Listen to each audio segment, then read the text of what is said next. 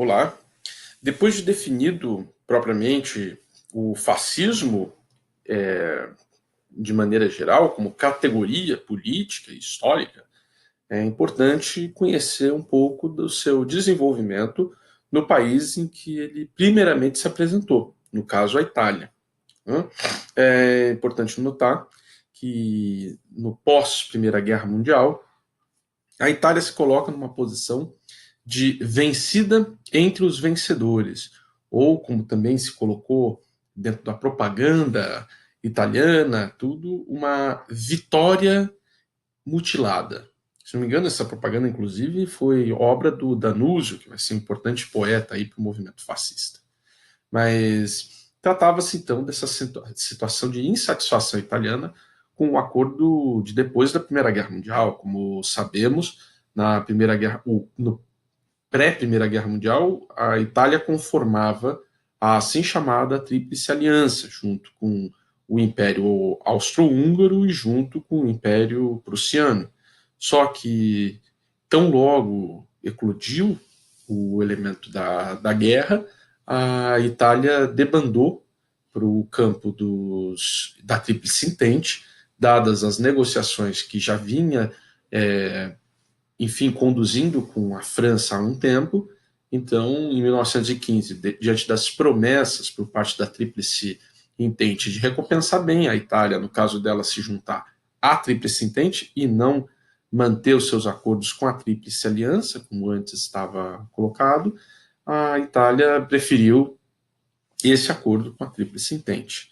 Mas no pós-Primeira Guerra Mundial, o que ela ganha com a partilha do espólio do pós-guerra, ela considera bastante inferior ao que ela mereceria ganhar, vamos dizer assim.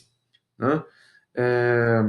Então, essa situação de insatisfação geral leva à fundação, em 23 de março de 1919, do movimento fascista.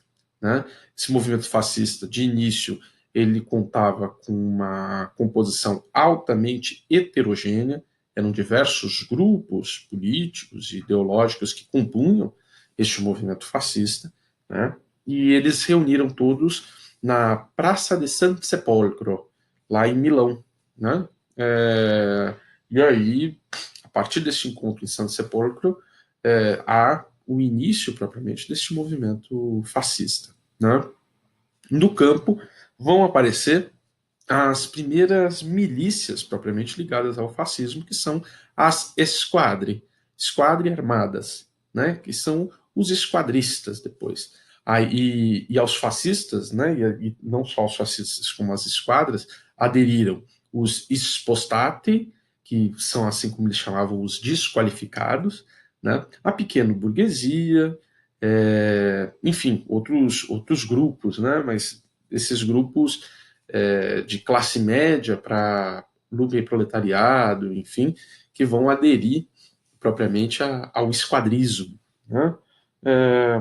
A sua atuação no campo se deu principalmente no Vale do Pó e em Emília, que eram dois espaços que tradicionalmente eram espaços também disputados pelos socialistas, enfim. A partir de 1921, esses esquadristas, né, Gli Squadri, que eu vou falar um pouco melhor depois, vão atuar também no espaço urbano, né, e vão se alimentar muito de um mito que os fascistas, enfim, vão incorrer bastante, que é o mito da juventude, é o mito, principalmente, do futuro, né, jogar esses elementos de futuro, jogar, né, não chega a ser uma ponte para o futuro, plagiando aí outras personagens, mas trabalhava-se com este mito da juventude e com o mito de futuro. Né? O, o fascismo também contou com o apoio inicial da burguesia agrária e depois foi conquistando aí a burguesia urbana, propriamente. Né? Sua entrada principal nesse primeiro momento, entre 19 e 21, vai ser entre a grande classe média agrícola, que nesse momento tinha crescido bastante. Por quê?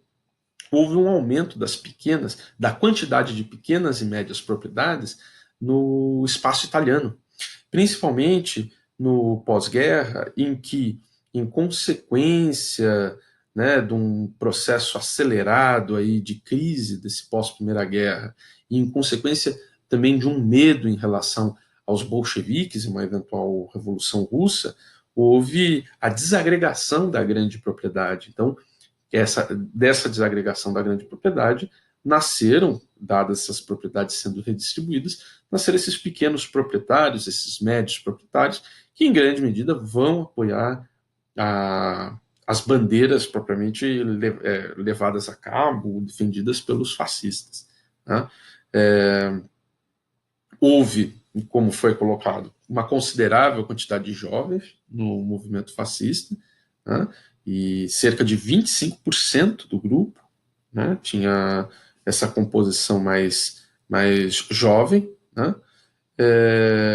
E o partido fascista, né, quando ele vai se converter, né, nesse Partido Nacional Fascista, né, o PNF, em 1921, ele vai ficar conhecido como um partido armado, vai ser um partido que principalmente objetiva fazer uma oposição forte ao Partido Socialista, que na época era fortemente dividido, assim como o Partido Socialista Alemão, o Social-Democrata Alemão.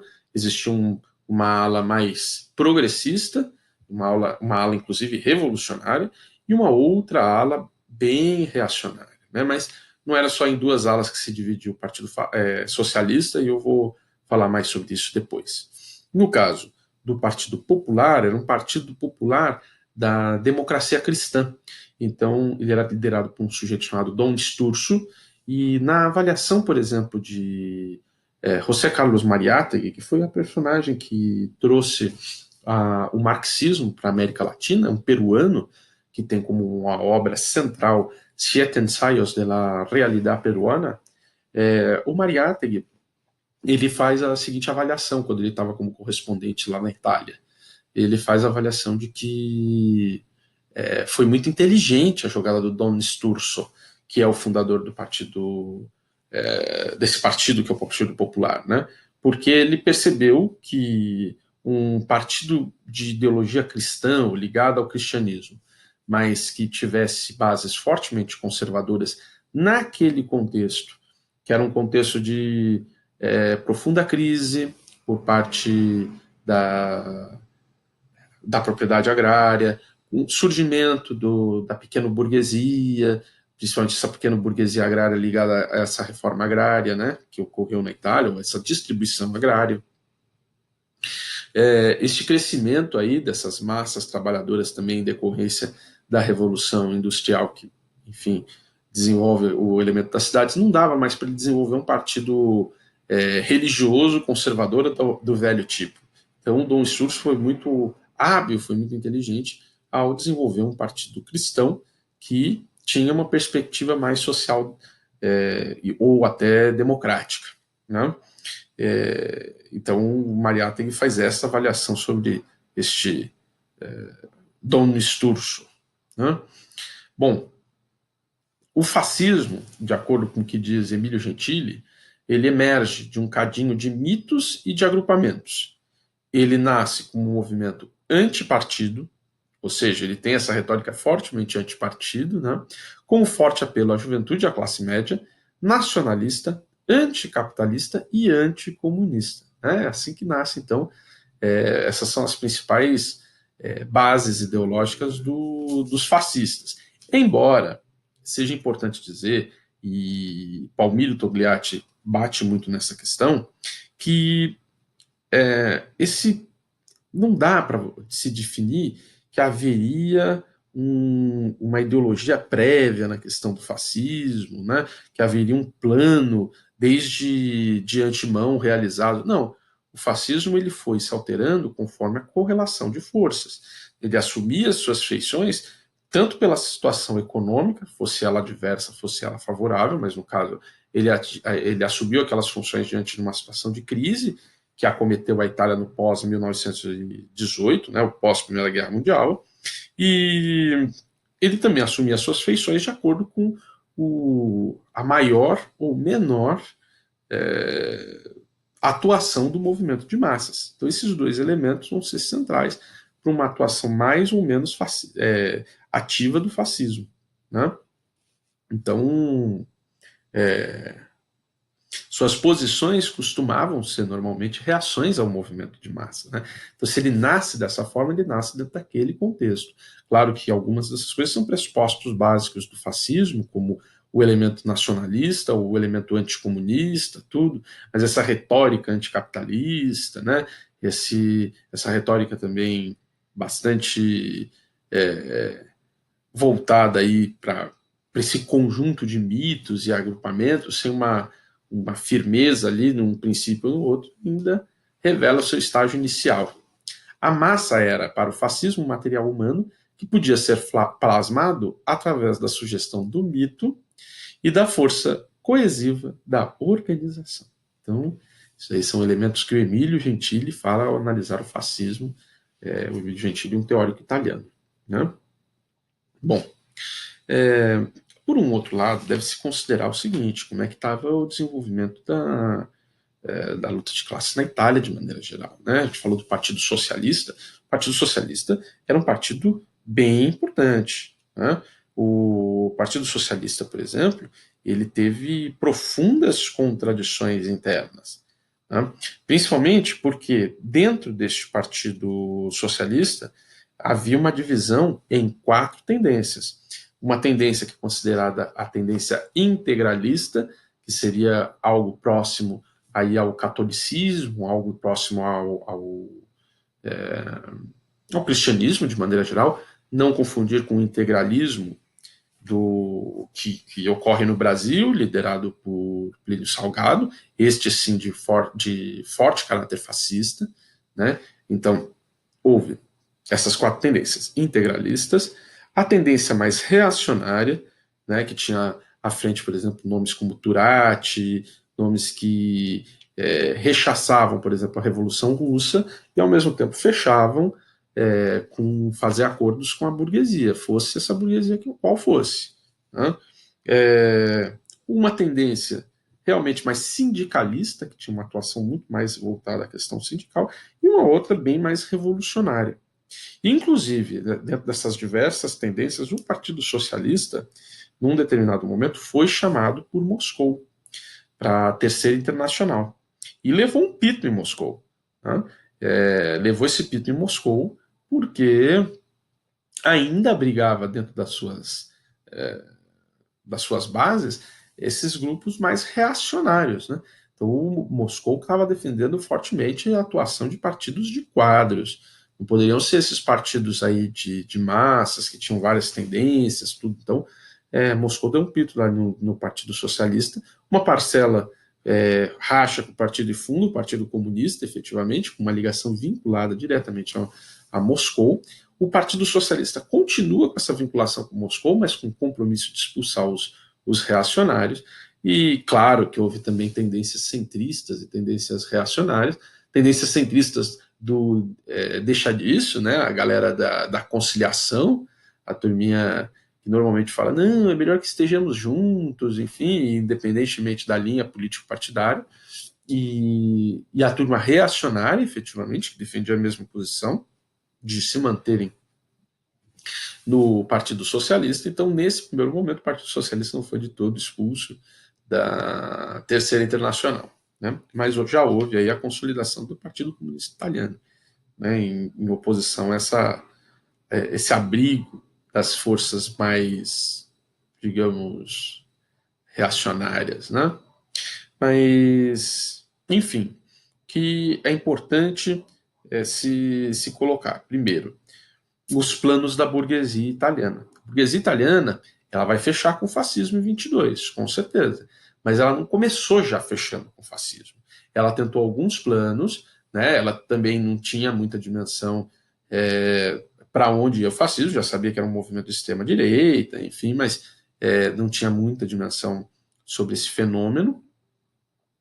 Então, num primeiro momento, ela foi fechar com um personagem chamado Nietzsche, N-I-T-T-I. Né?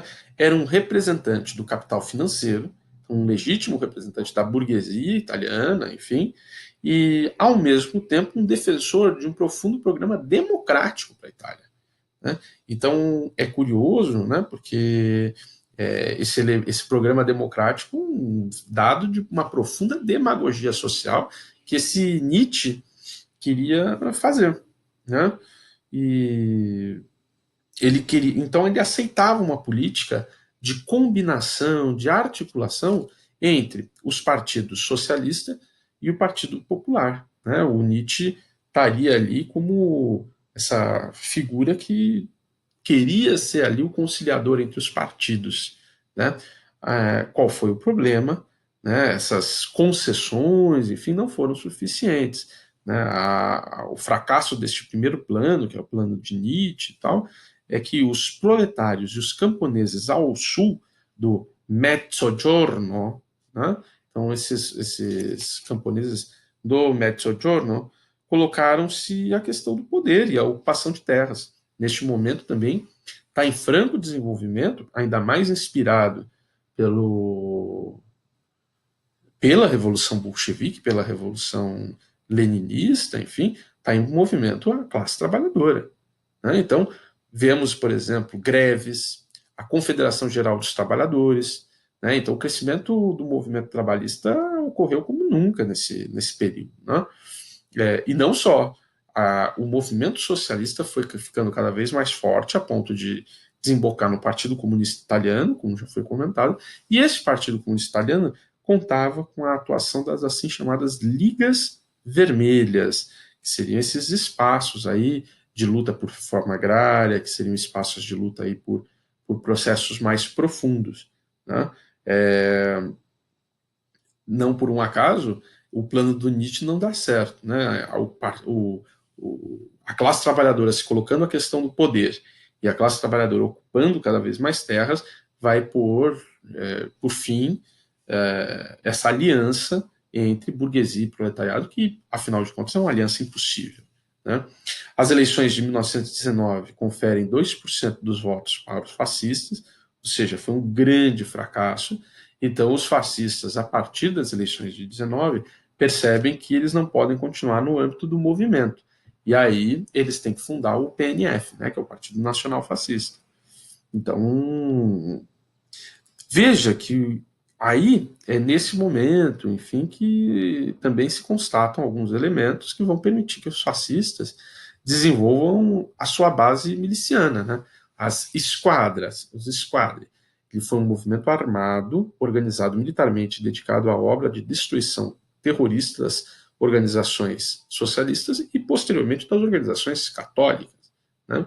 Além das esquadras, que foram essa força paramilitar, enfim, miliciana, a gente tem o óleo de rícino. Né? O que era o óleo de rícino?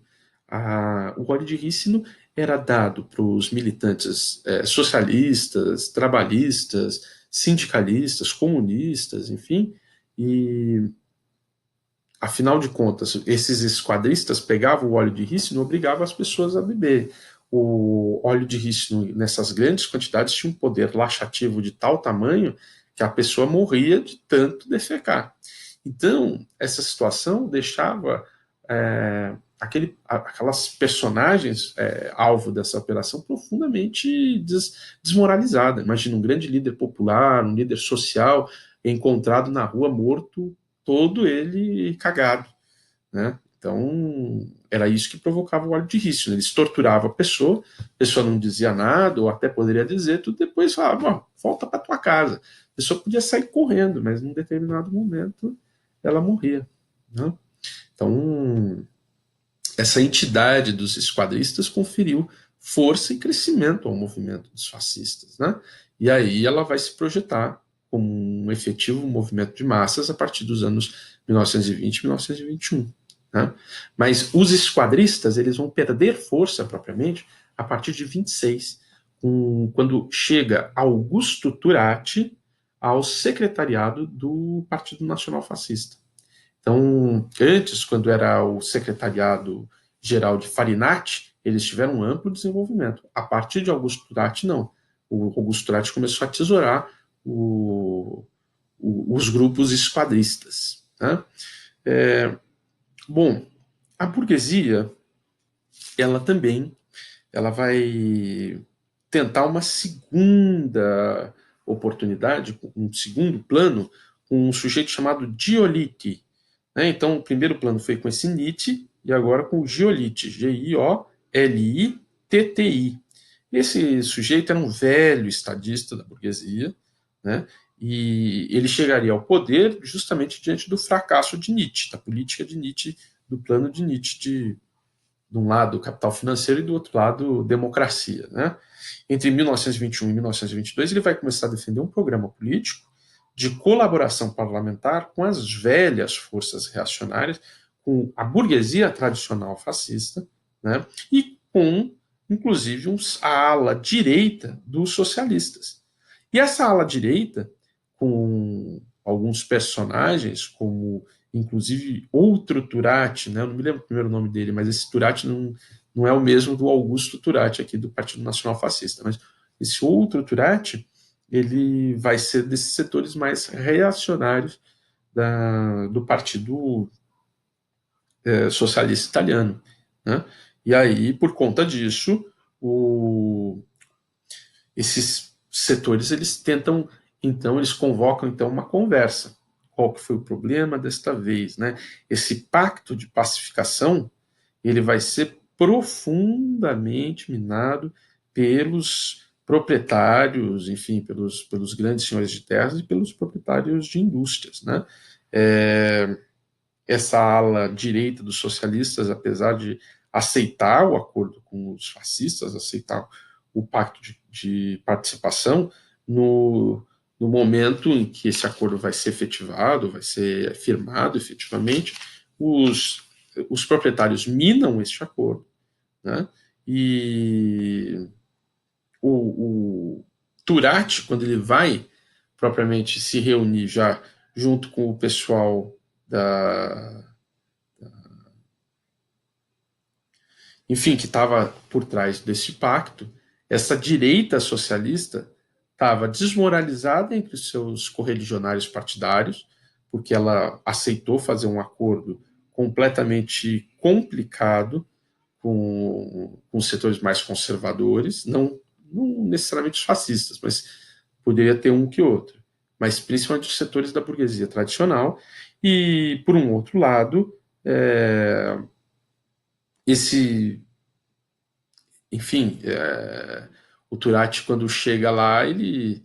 É, o acordo mesmo já está minado nas suas bases. Né? Então, essa burguesia já vai se afastar em relação a isso.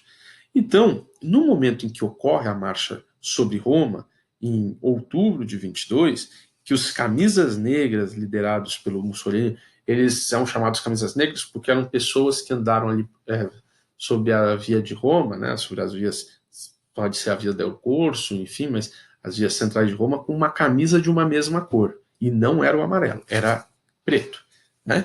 Então, 26 de outubro, os camisas negras marcham sobre Roma e fazem a sua apresentação. Né? Enfim, partes expressivas da burguesia nesse período de 22 já fechavam com o fascismo, dados os fracassos dos planos de Nietzsche e dos planos de Giolitti. Né? E, então, bancos, a grande indústria, o Estado-Maior estavam todos ao lado do Partido Nacional Fascista. Né? Com esse processo de consolidação e ainda mais com a chegada do Partido Nacional Fascista ao governo, houve modificações nesse partido, como uma eliminação da defesa republicana do partido. O partido tinha no seu estatuto original a defesa do republicanismo e preferiu retirar essa designação tão logo conseguiu se erigir a partir do apoio de todos os setores mais reacionários da oligarquia monopolista italiana. Né? Então, quando o fascismo chega ao poder, ele vai tomar uma série de medidas favoráveis à burguesia, né, para, enfim, né, prestar contas aos seus correligionários. Não? Então, essas medidas, por exemplo, vão ser ampliações que vão ao encontro aí da liberdade de comércio, né? Da liberdade de capitais, né? E a reorganização do aparato estatal como um todo. Bom, por que eles não atingiram os salários, né? Se eles são tão antitrabalhadores, tudo. A questão, e é colocada muito inteligentemente pelo Palmiro Togliatti, é que a burguesia não consegue se colocar todas as questões no mesmo momento. Eles vão atacar o elemento salarial, Eles podem até fazer como tática outras correlatas, né? Então, reforma da Previdência, reforma trabalhista, né? Vai tudo. E o que você conseguir de cada uma delas, você já conseguiu minar uma boa parcela dos direitos dos trabalhadores. Mas você não joga nem tudo numa só, nem você fica dispersando muito. Bom, vou reorganizar o Estado, mas eu também vou atacar os direitos dos trabalhadores, mas eu também vou conferir liberdade de trânsito do capital. Não, nesse primeiro momento não. Né? O fascismo não atuou dessa forma. Então, essas crises, enfim, elas vão de encontro, né? Essas medidas políticas, elas vão de encontro aos interesses da pequena burguesia. Por que eu estou falando tudo isso? Porque o Partido Fascista ele sofre uma forte crise interna a partir de 1923, 1924. Há uma posição política que vai se colocar dentro das fileiras do fascismo, que é principalmente expressa em duas personagens. Farinati, na verdade três, né? Farinati de um lado e Federzoni e Rocco de outro. Né? Então o que o Farinati defendia? O Farinati defendia que o partido deveria ser superior a qualquer instituição, a todas as instituições políticas do Estado. Então o partido seria superior ao Estado. No período de 22, eles já tinham criado o Grande Conselho, que seria um grande conselho do Partido Fascista, que organizava os elementos dentro do Partido Fascista. Mas Farinati, então, defendia que o partido deveria ser superior ao Estado. E Rocco e Federzoni colocavam o Estado à frente. Né? E aí o partido depois. O partido, tanto é que está respeitando a institucionalidade. Essa crise vai ser, na verdade, a expressão de uma outra crise, que é a crise do partido em relação à sua base de massas da pequena burguesia. Porque se, de um lado, ele chega ao poder com grande apoio econômico da burguesia monopolista e vai atender os interesses dessa burguesia monopolista, no momento que ele, enfim, estabelece aquela série de benesses para essa burguesia monopolista, como o elemento da liberdade de trânsito de capitais e o elemento da reorganização do Estado para centralizá-lo e atender melhor os interesses dessa burguesia. Se, por um lado, ele está colocando essas questões, enfim, né, para atender a burguesia, por um outro, a pequena burguesia, que é a sua base de massas, vai começando a ser profundamente prejudicada por essas medidas exclusivamente pró-burguesia. Então vão vir os desiludidos, né? A crise vai acometer o partido a partir desse momento. Né? O seu programa originário não vai sendo atendido, então vai haver um crescimento da oposição. Mas, como se falou, né, o fascismo, propriamente, ele não tem um programa, um plano muito bem definido. Ele vai fazendo as coisas de acordo com a correlação de forças, para atender esses interesses do grande capital. Né? E depois ele, como falou Gentili, ele vai ser esse cadinho de mitos, de estruturas que vão desembocar aí propriamente do que a gente conhece como Partido Fascista. Né? Em 1924, intensifica-se o processo de crise e se desemboca na assim chamada, ou melhor, no assim chamado delito Matteotti, ou caso Matteotti. Né? O que é esse caso, né? O caso Marielle, Matteotti? É o caso que o Matteotti foi o chefe do Partido Socialista na Câmara dos Deputados. Né? E nessa Câmara dos Deputados ele tomou uma posição fortemente contrária ao fascismo e contrária ao Mussolini. e durante um bom tempo ele foi o porta-voz daquela oposição parlamentar ao Partido Nacional Fascista, né? E essa oposição parlamentar começa a aparecer com mais força, e, lógico, o Matteotti começa a aparecer com maior força a partir do triunfo da Marcha sobre Roma, que coloca inadvertidamente aí, coloca o Mussolini no poder, né? E aí, efetivamente, a partir da Marcha sobre Roma, o Mussolini é governo, né? Ele vai ser o condutor, o Duce da Itália, né?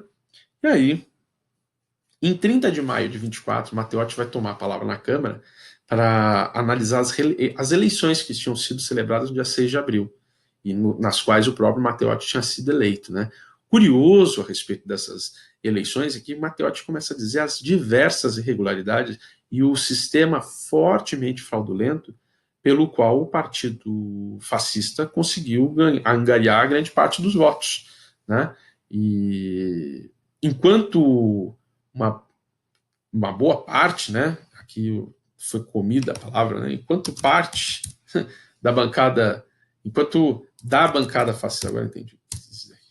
Enquanto da bancada fascista surgiam os gritos, né? As ameaças e as galhofas, ou seja, o que eles zombando, né? As tirações de sarro, enfim, o líder socialista pronunciava um heróico e histórico discurso, né? Coloca aí o heróico também, um histórico discurso no qual desfiava uma a uma todas as ilegalidades e os abusos cometidos pelos fascistas para alcançar a vitória, valendo-se de fraude eleitoral, violência e intimidação contra os rivais. Então, por exemplo, em zonas altamente propensas a votar nos socialistas, simplesmente havia um linchamento dos eleitores, um roubo das urnas, enfim, a fraude foi desmesurada. E o Matteotti falou um a um todos os espaços em que ocorreu essa fraude. Ó, aconteceu aqui de tal forma, aconteceu aqui de tal outra forma, tal. E ele começou a fazer esse discurso. E os partidários do fascismo completamente rechaçando o discurso, vaiando, enfim, fazendo aquela tática violenta e de não permitir que o outro fale, que é típica dos fascistas, né? No final do discurso, depois de receber as felicitações dos seus companheiros, né, e de ser o porta-voz aí dessas alas mais radicalizadas, enfim, ele fez a seguinte previsão: já fiz o meu discurso, agora compete a vocês preparar o discurso fúnebre do meu enterro.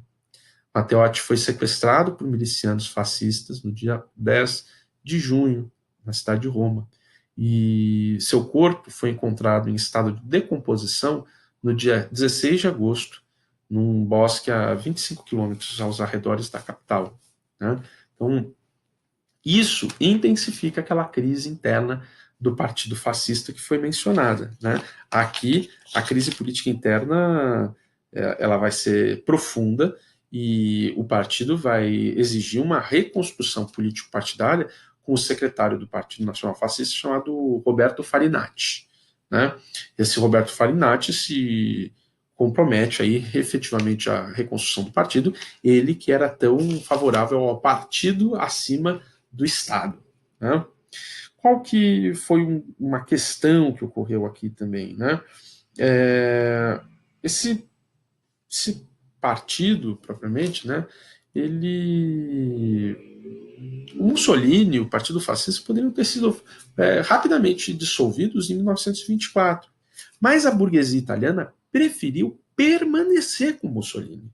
Isso indica que, por vezes, a saída da burguesia é, evidentemente, um governo de tipo fascista. Eu comentei em outro vídeo que o Arendola, por exemplo, poderia ser uma solução mais adequada para essa mesma burguesia italiana em uma posição centrista, mas essa burguesia não queria adotar uma posição centrista, não podia tomar uma posição centrista diante do esgarçamento, da intensificação da luta de classes que se dava na Itália, né, também com o fortalecimento dos comunistas, né. Vamos lembrar que entre 1920 e 1923, o Partido Nacional Fascista disputou os trabalhadores com os comunistas, né, e o seu objetivo era desorganizar esses trabalhadores que estavam nos sindicatos mais progressistas, nos grupos operários mais avançados, né? E não por um acaso, enfim, a burguesia precisava desse partido que mirava exatamente nos comunistas para fazer seus ataques, né? Então, a crise política interna do Partido Fascista foi resolvida por Farinati, né? Se por um lado Farinati, que foi esse secretário, ele auxiliou mesmo na consolidação do poder fascista, né? Na organização do partido numa base unitária, numa base disciplinada, enfim, aquilo que estava dividido em diversas forças locais, várias correntes ideológicas com interesses diversos, como eu falei, como o Gentili falou, né, o partido fascista, o movimento fascista era esse conjunto de forças e de grupos ideológicos altamente dispersos, por isso que ele, inclusive, afirma de tudo, né? Foi o Farinati que deu uma base unitária, disciplinada e firme para o partido. Mas aí, com a sua queda, veio também o fim do movimento de massas do Partido Nacional Fascista, que era o esquadrismo. O Farinati foi muito adequado para a reconstrução propriamente do partido, mas a partir de um determinado momento assumiu a secretaria-geral do partido o Augusto Turati. E aí, a partir dele, se eliminam os esquadristas e cada vez mais vai se operar uma transfusão dos setores burgueses tradicionais com o corpo do fascismo, né? E, inclusive, vão se criar uma série de leis que vão, digamos, destruir o regime liberal que vigorava na Itália. Essas leis vão ter bastante expressividade, principalmente a partir de 25. Então, vejam, 24, a burguesia poderia ter rompido com Mussolini, não fez, e, pelo contrário, intensificou os laços com o partido fascista, né? Permitindo a que, a despeito da crise, se você, no momento de crise, não aproveita e derruba um sistema, não derruba aquele... você deixa ele ficar forte de novo, e aí ele, num momento de... Porque a luta de classe é feita de fluxos e refluxos da burguesia, do proletariado, né? Se você deixa, naquele momento que é o refluxo da burguesia, o avanço teu, você deixa esse avanço não ser traduzido em medidas políticas concretas, depois, no retorno, a burguesia que vai ter o avanço dela. E aí, se você não fez nada, amigo, você vai perder diante daí do teu refluxo e do fluxo da burguesia, né? Enfim, e como se traduziram essas políticas do Partido Nacional Fascista à frente do Estado italiano, com o apoio aí da burguesia italiana, né? Em 1925, há um processo de centralização política e de consolidação do regime, né? Vai ser a tal da estabilização autoritária.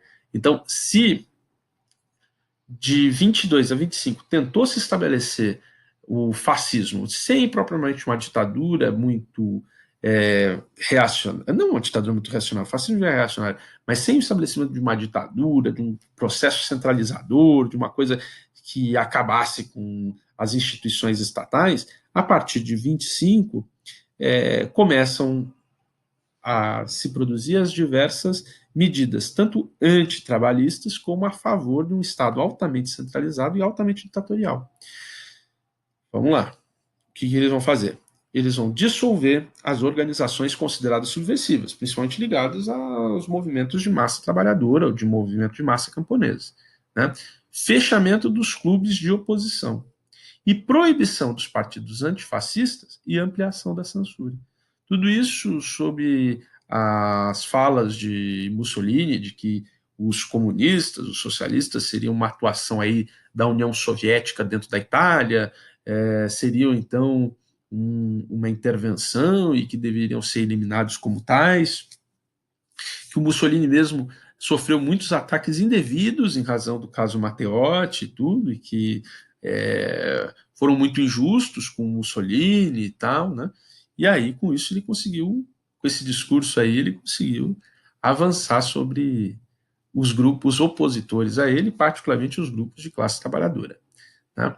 Entre 25 e 26, aquele sujeito que, junto com o Fedezone, né, o Alfredo Rocco, que era a favor, por exemplo, dentro das discussões internas do Partido Fascista, a que o partido ficasse subordinado ao Estado, vai ser ele quem vai organizar a tal da legislação do Estado fascista. Né? Entre 25 e 26, ele vai determinar o predomínio do poder executivo sobre os demais poderes, mas mantendo essa estrutura de Estado. Né? Em 26, promulga-se uma lei sindical que vai estabelecer o fim da liberdade sindical e vai estabelecer o corporativismo estatal.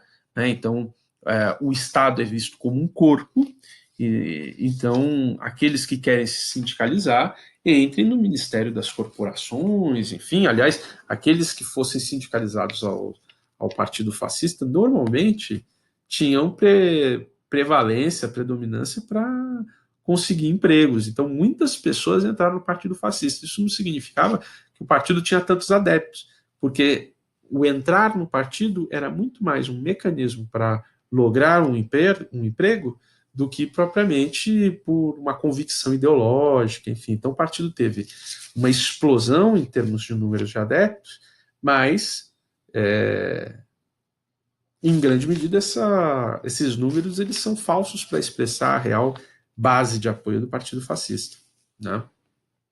Também, agora em 27, estabelece-se a Carta de Lavoro, né, a Carta de Lavoro muito mal comparada com a consolidação das leis de trabalho da era Vargas, né, muitos liberais usam hoje em dia isso para falar assim, não, a CLT é uma porcaria, porque ela se inspiraria na Carta de Lavoro do Mussolini, eles até abrem a boca, parece que estão usando um argumento maravilhoso, mas é tudo uma bobagem.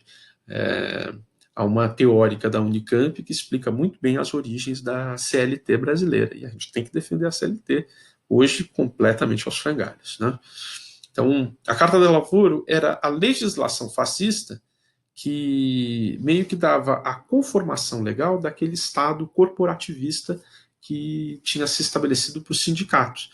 Seu objetivo era realizar uma organização unitária das forças de produção, colocando uma falsa conciliação entre classe burguesa e classe trabalhadora. Como a gente tinha comentado, o fascismo ele acredita que a luta de classe precisa ser disciplinada. Né? Em 28, aquele grande conselho, que era o grande conselho interno ao Partido Fascista, que servia para os seus membros, para verificação dos membros do Partido Fascista, eventuais depurações, enfim, esse grande conselho vai ser constitucionalizado. Né? Então, o que foi isso? Numa reforma da representação política, o Grande Conselho organizaria uma lista única nacional a ser submetida ao juízo plebiscitário dos eleitores, selecionados de acordo com o censo do trabalho, que podiam aprová-la ou rejeitá-la. Então havia esse censo do trabalho que escolhia ali esses eleitores normalmente vinculados ao Partido Nacional Fascista. Aí chegava esse grande conselho, que era vinculado ao Partido Nacional Fascista, e submetia a juízo. Gente, o que vocês acham desses deputados, dessa lista de deputados? Aí eles poderiam concordar ou rejeitar. Não é de se surpreender se eles rejeitassem todas as listas que o partido, de alguma forma, também não fosse muito a favor, e que eles aprovassem todas as que o partido apresentasse como listas válidas, não?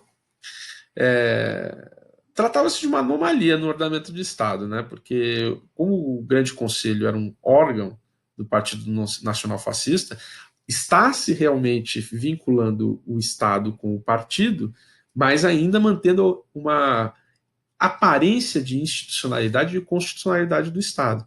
Mas você está usando um órgão do partido para determinar uma lista única nacional a ser estabelecida por voto. Então, veja, há voto no Partido Fascista. Mussolini recebeu votos. O Hitler, existiam votos na Alemanha nazista.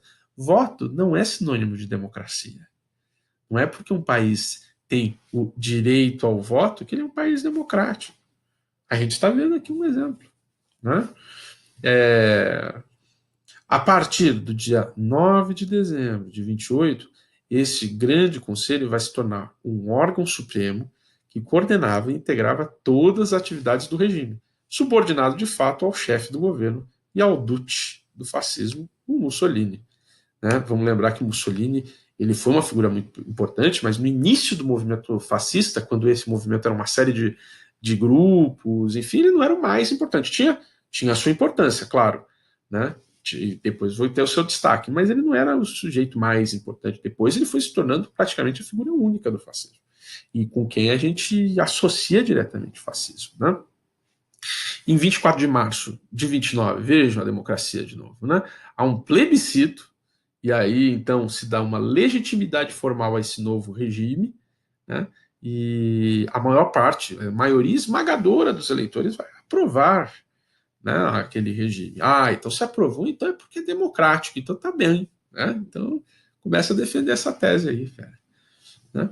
E aí em 29 há o Tratado de Latrão, que vai por fim à questão romana. Vamos lembrar que desde do processo de unificação italiana existe a tal da questão romana, que era qual era o Estatuto do Vaticano. Né?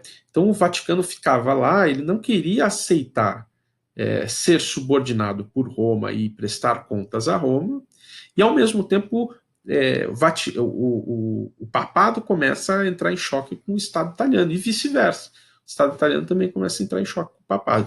Para dar uma resolvida nisso, sendo que, no caso do Mussolini, a igreja era uma grande aliada, veja, aliada. O exército e a igreja são aliados do fascismo, não são forças que lhes são orgânicas. O fascismo, afinal de contas, quer acabar com toda a institucionalidade, estabelecer essa coisa de cima para baixo. Mas a igreja vai entrar, então, num acordo, eles vão criar o Tratado de Latrão. O que foi o Tratado de Latrão? O Tratado de Latrão era o seguinte, o Estado fascista se comprometeu a reconhecer um espaço de terra que vai ser conhecido como País do Vaticano. Então, o Vaticano, como país, nasce a partir do Tratado de Latrão. Em troca, vamos dizer, a igreja olhava para o outro lado quando se falasse das atrocidades cometidas pelo fascismo. Há um filme muito bom do Costa Gravas chamado Amém. Né? Depois eu posso fazer uma maior recomendação de filmes, como uma comédia dos anos 60 chamada Marcha sobre Roma, ou um filme chamado Il Delitto Macchiotti. Mas esse chamado Amém do Costa Gravas mostra essa conivência da Igreja Católica com os crimes perpetrados pela Itália fascista. Né?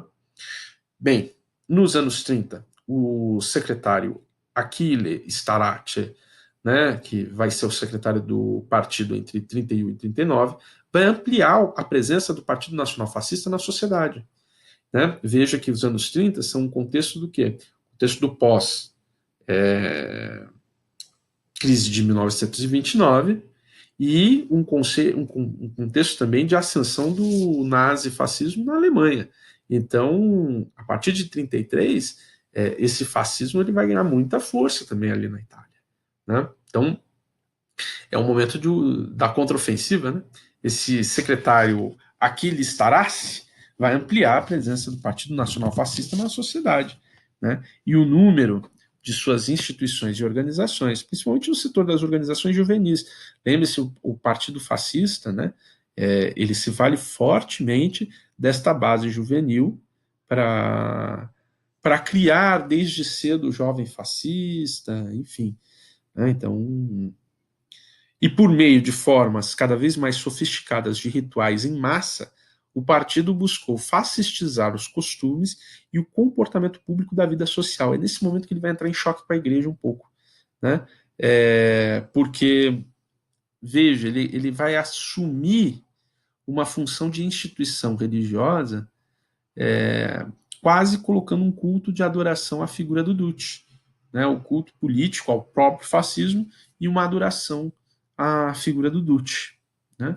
Então esse vai ser o caráter desse partido fascista lá para os anos 30. Bom, mas e as forças de esquerda? As forças de esquerda até tentaram uma contraofensiva em 24, tentaram essa contraofensiva depois do caso Matteotti, mas muitos estavam bastante intimidados com o que aconteceu com Matteotti, efetivamente, né?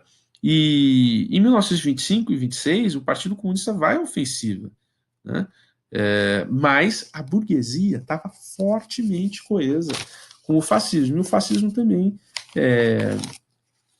poderia até ter perdido alguns setores das massas da pequena burguesia, mas a pequena burguesia era a base de apoio dos fascistas, né? Então, por conta disso, essa atuação não foi, digamos, mais expressiva por parte do Partido Comunista, né? É, de 31 a 34, houve uma intensificação do intervencionismo estatal na economia com uma decorrência da crise de 29. Então, como comentado, o fascismo, no primeiro momento, ele liberou a circulação de capitais, né? Mas, a partir da crise de 29, também na época do Hitler e tudo,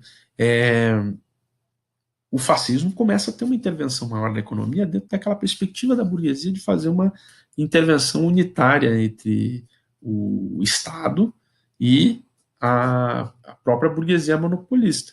Lembremos, então, que grande parte das instituições apoiadoras do fascismo são instituições que também podem servir ao Estado, né? Por exemplo, a indústria siderúrgica, no caso alemão, né? Ou melhor, no caso italiano, ou mesmo as instituições financeiras, também nesse caso italiano. Então, instituiu-se o Instituto per la Ricostruzione Industriale, em 33, e depois o Instituto Mobiliari Italiano, de 36, né? E as novas instalações industriais italianas foram sendo cada vez mais disciplinadas. Algo que deu muita força para o Mussolini também foi a questão etíope. O que foi a questão etíope? A Etiópia, em 1893, tinha imposto uma derrota para a Itália, que tentara ocupar aquele espaço no continente africano, num contexto de corrida por parte dos países os países da Europa, os países de primeiro mundo, né? Um nome meio ruim esse primeiro mundo, mas as grandes potências, né? Eles começaram a correr naquela busca frenética por explorar o continente asiático, africano, mas principalmente o africano nesse momento, né? E, e os italianos vão perder no espaço da Etiópia, né? Então, por conta disso, a Etiópia, por um lado, vira uma grande referência no espaço africano de luta contra o dominador europeu, e que essa luta era possível ser feita, e que você tinha ali, então, um ícone pela liberdade, caso etíope. Por um lado, a Itália ficou muito menosprezada entre os países europeus, né? Eles vão perder num contexto em que você tem aquela forte propaganda darwinista social, eugênica, enfim, mostrando a inferioridade das raças consideradas, né, sub-raças, né? Então, a conquista da Etiópia, ela acelerou a fascistização do processo, porque o Mussolini conseguiu criar essa bandeira, essa propaganda, assim, veja, a Etiópia que tinha nos humilhado, agora nós humilhamos a Etiópia, né? E tem um filme muito bom chamado Cristo Passou em Eboli, é muito bom esse filme, que mostra um pouco este processo na Itália de fechamento num contexto aí enfim, né, nesse contexto aí da, da conquista dos italianos, da conquista da Etiópia por parte dos italianos, né? Abole-se a Câmara dos Deputados e cria-se a Câmara dos FAT e das corporações. Há uma legislação racista que passa, principalmente na Itália, sob a égide das amizades que a Itália estabelecia com a Alemanha, né? Então, o racismo e o antissemitismo também vão estar presentes na Itália. Alguns lojistas que fossem judeus ou que tivessem alguma ascendência de tal ou tal raça considerada inferior, dadas as alianças com a Alemanha, teriam que se mudar de determinados espaços, enfim. Há um filme muito bom sobre isso chamado Concorrência Desleal, que mostra a competição entre dois lojistas, sendo um deles judeu, né? Nesse contexto dessa Itália, cada vez mais entrando no fascismo, né? Também houve a Carta da Escola, né? Aqueles que são os defensores aí de uma educação pautada pelos valores bons do Estado, né? Uma espécie de uma escola sem partido, né? Os italianos, o fascismo não gosta de partido, né? Então a escola sem partido a rigor é a escola fascista, né?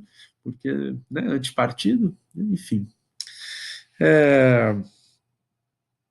Só em 38 o Partido Nacional Fascista tornava-se definitivamente uma instituição do Estado. Ele se confundia com o Estado, né?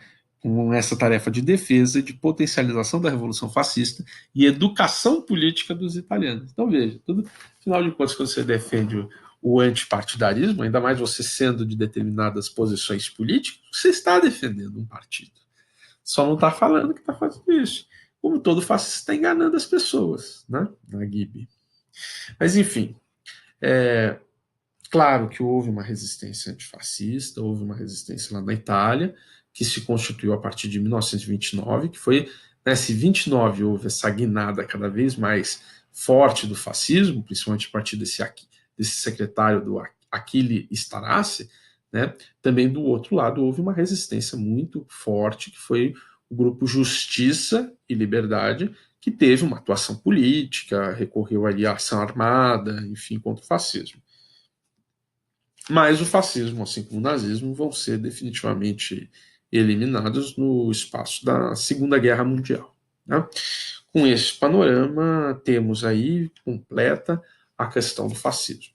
Só uma coisa que eu deveria ter falado no último vídeo, a gente não pode ser esquematista. Não é sempre que o imperialismo desemboca no fascismo. A Inglaterra, por exemplo, era um país que tinha até um movimento fascista, né? Liderado aí pelo Mosley e tudo, mas a Inglaterra, por exemplo, ainda que fosse um país altamente imperialista, continuou na sua via democrático-burguesa, né? Então, não necessariamente um país imperialista vai descambar para o campo do fascismo, né? Embora, como se falou já, né? E aí termino, né? não há Não há algo mais parecido com fascista do que o burguês amedrontado, já diria Brecht. Muito obrigado.